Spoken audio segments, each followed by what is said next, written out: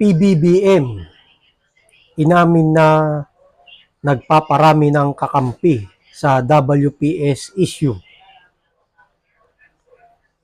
Nagpaparami ang gobyerno ng kakampi para mas malakas ang boses sa paglutas sa issue sa West Philippine Sea o WPS. Ito ang pag-amin ni Pangulong Ferdinand Marcos Jr. kasunod ng pahayag nito na bukas ang gobyerno sa anumang paraan tulad ng back channel talks o kaya ay mamagitan ang mga leader, ministerial o subministerial, pati na ang pribadong sektor para matigil ang pagiging agresibo ng China sa WPS.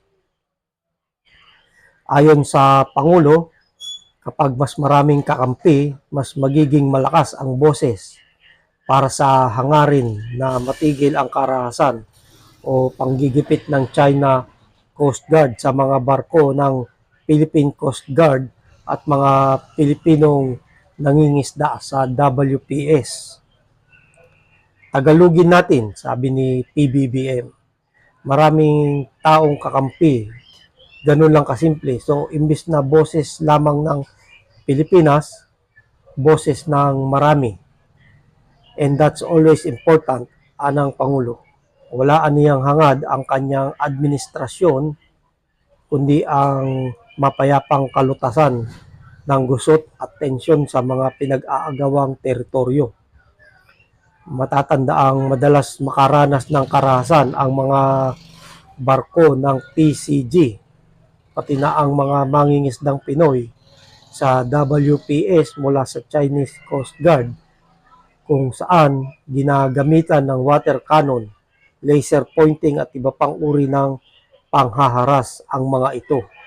Yan yung pahayag ni PBBM para mas maraming kakampi, mas maganda ayon sa kanya para labanan ang pambubuli ng China sa WPS kaugnay nito at pang-aapi sa mga mangingisdang Pilipino.